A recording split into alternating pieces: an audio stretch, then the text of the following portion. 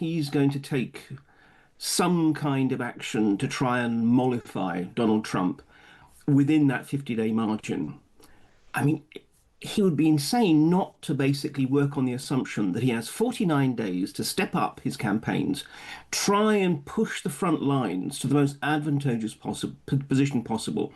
We're already, for example, seeing Russian forces beginning to encircle Pokrovsk, one of the sort of, key frontline settlements at the moment. So 49 days of out and out sort of effort, and then on day 50 say, actually, come to think of it, maybe it's time to end the war, or just something just to keep Trump convinced that his tactics are working. The US will send top-of-the-line weapons to Ukraine via NATO countries and is also threatening Russia with huge tariffs if a deal to end the war is not reached within 50 days.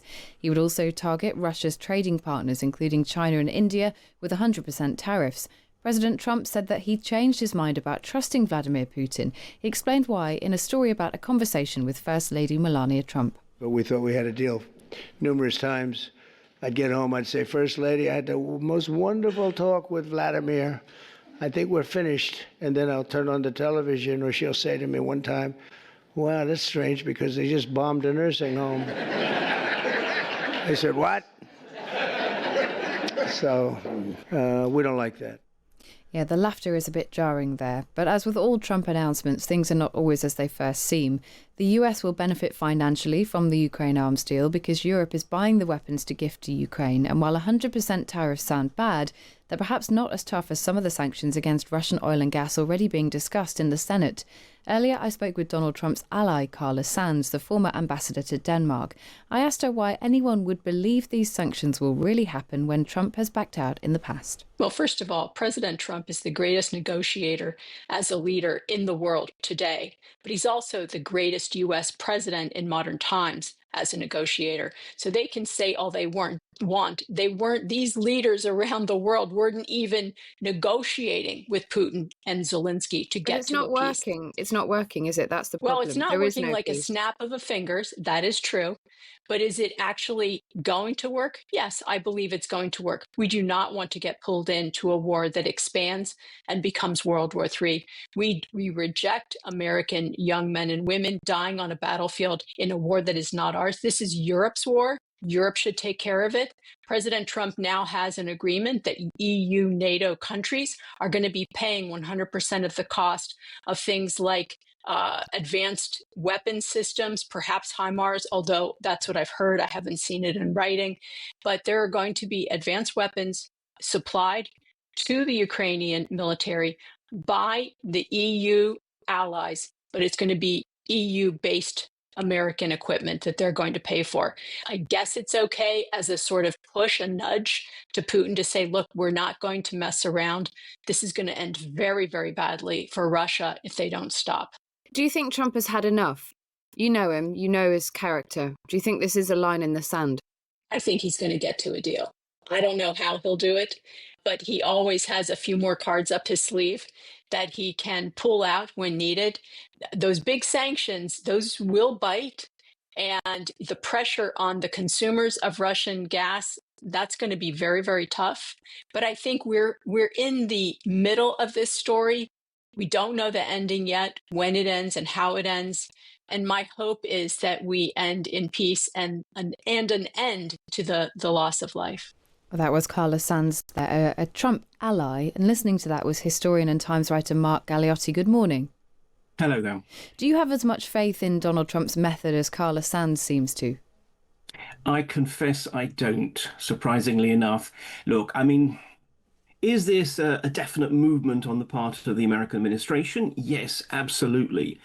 Is there any evidence that it's going to have a dramatic impact, or indeed that it's really going to actually come to fruition as claimed? That's a lot harder to assess. And the very fact that there's a 50-day period built in is almost encouraging Putin to think you can finish your summer offensive, then let's talk. So we wait and see. I mean, this is the problem with Trump. He comes up with an initiative. Within a week, it'll have been upscaled, downscaled, forgotten, replaced, or whatever. It's part of a process. So do you think, Mark, that there is a chance here that Putin sees this as a green light to actually intensify his efforts against Ukraine in the next 50 days? Well, put it this way, if he is thinking that he's going to take some kind of action to try and mollify Donald Trump within that 50-day margin, I mean, he would be insane not to basically work on the assumption that he has 49 days to step up his campaigns, try and push the front lines to the most advantageous position possible.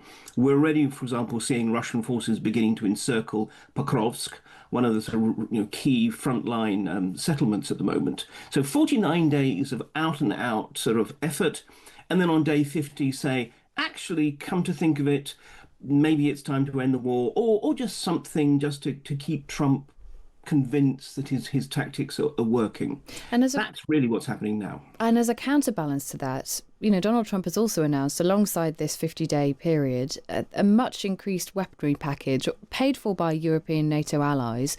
But it will mean that those Patriot missile systems and potentially some offensive weapons, not just defensive weapons, will also be sent to Ukraine. Might that make the difference here?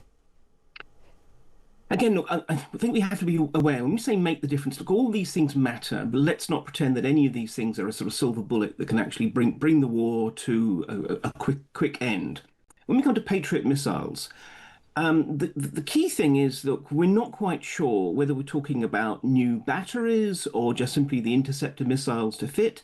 There's just not a huge stockpile of these incredibly complex and expensive weapons just lying around to be given. The second point is, so Europeans can now buy American weapons to allow Ukrainians to continue fighting. It's not fully clear just how far that wasn't the case before. Again, there is a lot that is unclear about this. But yes, I mean, having thrown all this cold water on it, let's not miss the fact that this is a very definite shift on the part of the American administration, and it absolutely will allow the Ukrainians to get more of the crucial air defenses that they need, above all, to defend their cities. And just in terms of what is currently going on the ground, we hear talk of a potential reshuffle by President Zelensky of his top team, potentially moving his defence minister to be ambassador to America. What do you think is going on there? Well, look, there's generally a sort of a refresh. We've got a new prime minister, and there is a need for a new ambassador to Washington. And in that context, Rustem Umerov, who is the current Ukrainian defense minister, he is regarded as someone who not only is sufficiently sort of smooth and diplomatic to be an ambassador, but also because he comes from the defense ministry, he will be in a key position to act as the sort of the coordinator of efforts to try and rearm Ukraine. So it makes sense on that level. But on another level, I mean, again, there is this question of actually how far this is a genuine refresh and how far this is just a chance to sort of move some favourites in and out of positions. And where does it end, Mark? I mean, it's the key question everybody always asks, and we've just talked through the complexities of it, so it's a very unfair question. But in your view, where are we heading now? Look, this may actually begin to increase the pressure on Russia. I mean, the Russians are very clearly trying to sort of emphasize that, oh, it's no big deal. And certainly, look, tariffs on Russian exports to America are a fairly negligible impact. It's about $5 billion annually. And the threat of putting tariffs on countries like China and India, which are dependent on Russian oil, they can't, especially within 50 days, pivot to other supplies.